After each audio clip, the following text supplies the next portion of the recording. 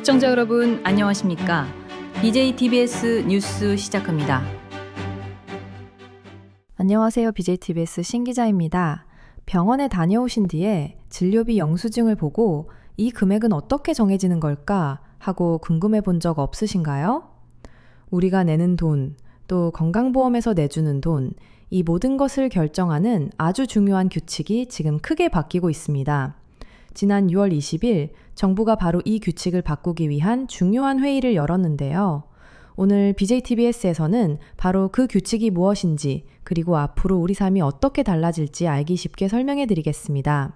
정부가 연 회의의 이름은 의료비용분석위원회입니다.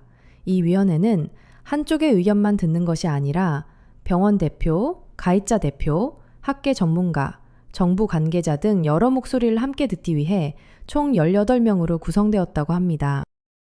혹시 어떤 진료는 병원이 할수록 손해다 라는 이야기 들어보셨나요? 실제로 소아과처럼 꼭 필요하지만 돈이 안 된다는 이유로 의사 선생님들이 진료를 기피하는 안타까운 일들이 벌어지고 있었습니다. 그 이유는 병원이 우리를 치료해주고 건강보험공단으로부터 받는 돈, 즉 수가가 어떤 진료는 원가보다도 낮게 책정되어 있기 때문입니다. 이 수가라는 것은 상대 가치 점수와 환산 지수라는 것을 곱해서 정해집니다. 말이 조금 어렵죠? 제가 예를 들어 쉽게 설명해 드릴게요. 가령 간단한 진찰이라는 의료 행위의 가치를 점수로 매겼더니 1000점이라고 해봅시다. 이걸 상대 가치 점수라고 부릅니다. 그리고 정부가 올해는 1점당 90원을 쳐주기로 약속했다고 해볼게요. 이게 바로 환산 지수입니다. 그럼 이 진찰의 전체 수가는 1000점에 90원을 곱한 9만 원이 되는 겁니다. 이 9만 원 중에서 우리는 일부를 본인 부담금으로 내고 나머지는 건강보험공단이 병원에 내주는 거죠. 이번 회의의 핵심은 바로 이 수가 체계를 바로 잡겠다는 것입니다. 정부가 앞으로는 5년이나 7년이 아닌 2년마다 수가를 조정해서 현실을 더 빨리 반영하기로 했거든요. 이번 분석은 그 첫걸음인 셈입니다. 그리고 이번 분석은 예전보다 훨씬 더 꼼꼼하게 진행됩니다. 이전에는 100곳이 안 되는 병원의 자료를 봤다면 이제는 그 2배가 넘는 209곳의 자료를 들여다본다고 합니다. 대학병원부터 동네 의원까지 종류도 다양하게 포함해서 더 정확한 결론을 내리겠다는 거죠. 이 계획은 말로만 그치는 것이 아니라 당장 다음 달인 7월부터는 소위원회를 가동하여 더 세부적인 분석 방법에 대한 논의를 시작할 예정이라고 합니다. 이와 관련해 보건복지부의 담당 국장은 이번 분석은 과학적인 근거를 마련해서 그동안 제값을 받지 못했던 진료 항목에 대해 충분히 보상해주는 체계를 만들기 위한 첫걸음이라며 합리적인 개편이 이뤄지도록 최선을 다하겠다고 그 의지를 밝혔습니다. 그렇다면 정부가 이렇게 수가 체계를 바꾸려는 더 큰 그림은 무엇일까요?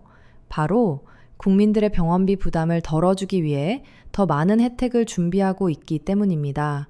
새 정부에서는 앞으로 비용이 많이 드는 어르신 임플란트의 건강보험 적용을 단계적으로 더 확대하고 요양병원에 입원했을 때 가장 부담이 큰 간병비에도 건강보험을 적용하는 방안을 추진하고 있습니다.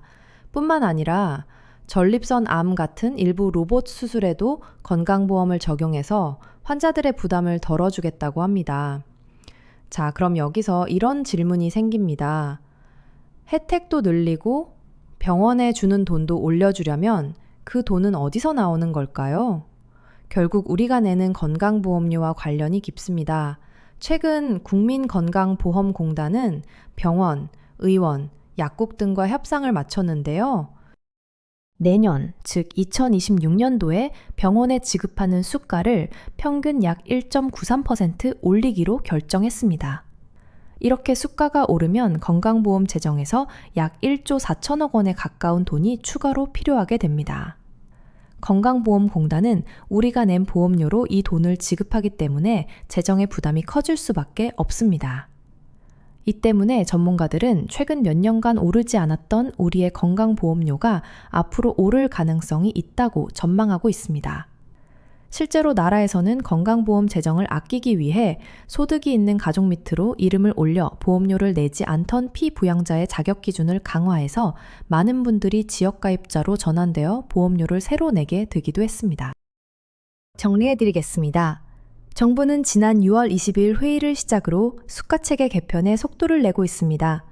이는 장기적으로 꼭 필요한 진료를 안정적으로 받고 임플란트나 간병비 같은 혜택도 늘리기 위한 과정입니다.